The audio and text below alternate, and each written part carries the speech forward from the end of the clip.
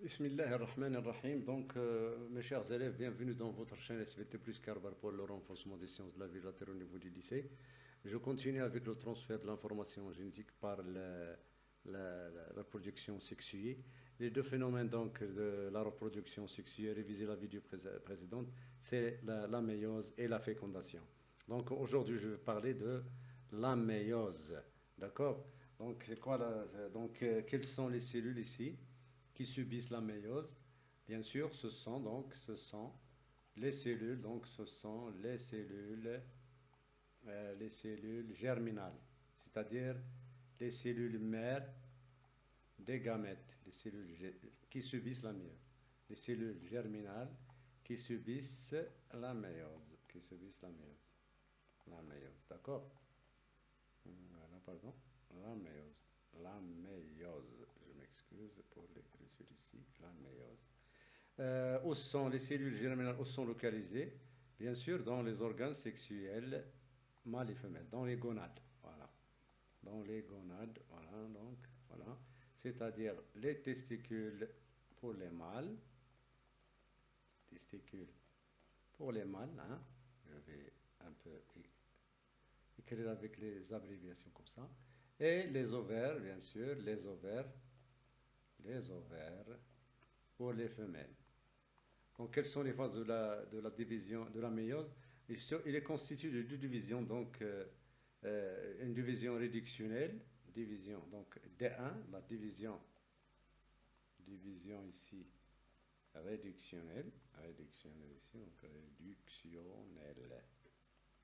Alors, d'accord. Et de la division 2, c'est la division, bien sûr, équationnelle. La division équationnelle. D'accord? Voilà.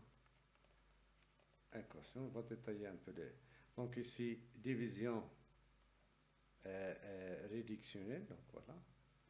Pardon, réductionnelle, voilà. Ah. Ici, division, donc équationnelle. Je signale que la division équationnelle est similaire à une mitose. Donc, je vais donc donner les caractéristiques des phases. Donc, 4 phases pour chaque division. Donc, ça, c'est la prophase 1. Ça, c'est la prophase 2. Métaphase 1. Métaphase 2. D'accord? Je vais écrire un peu. D'accord? Ici, c'est l'anaphase 1, l'anaphase 2. Anaphase 2. Télophase 1.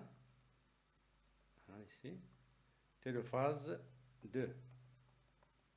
D'accord? Alors, quelles sont les caractéristiques de cette phase? C'est l'appariement. Après, on va donner les noms numéros. Appariement des chromosomes homologues. Voilà. Chromosomes homologues.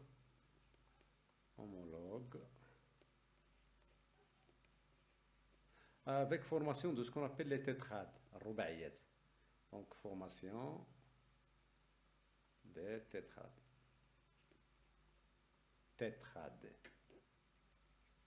D'ailleurs, le 3, c'est tétrade. Ici, c'est la membrane plasmique.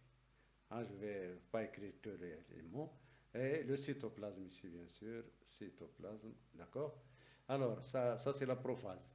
Alors, la prophase, formation, appariement des chromosomes homologues, formation des tétrades. Pour la métaphase 1, donc les chromosomes homologues ici, donc les chromosomes homologues se localisent de part et d'autre du plateau équatorial, de part et d'autre du plateau équatorial, PE. D'accord? Donc, l'anaphase 1, alors vous voyez, séparation des chromosomes homologues, séparation des chromosomes homologues, et leur migration. Voilà, migration vers le dépôle de la cellule, migration. En télophase 1, donc, formation de deux cellules haploïdes. Formation de deux cellules haploïdes. De deux cellules haploïdes. N. Donc la cellule mère 2N égale à 4. Ici, et N égale les deux cellules filles. Donc les deux cellules, donc N est égal à 2. Hein? Donc c'est pourquoi on l'appelle réductionnelle, division réductionnelle. Pour la division équationnelle, donc pour l'étape prophase 2, c'est une phase courte. Donc individualisation des chromosomes, individualisation, c'est similaire à une mitose. Individualisation des chromosomes. D'accord? La métaphase, donc c'est similaire à une métaphase de mitose, donc localisation en plaque équatoriale des chromosomes. Voilà. Et d'ici, donc on a la phase 2, donc division du centromère de chaque chromosome. De chaque chromosome. Et en télophase 2, formation de 4 cellules haploïdes. Donc 4 gamètes haploïdes. Voilà. Haploïdes, c'est-à-dire n égale à 2 ici. D'accord? Alors pour les noms ici, 4, donc c'est chromosome homologue. Voilà. 6 astères, 5 astères, pardon, le GMA. Cytoplasme ici. 7 chromosomes, donc. Voilà. 8 fibres chromosomiques.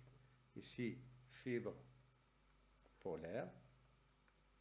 Et 9 plus 8, ça fait fuseau achromatique. Ici, 2 cellules haploïdes. D'accord?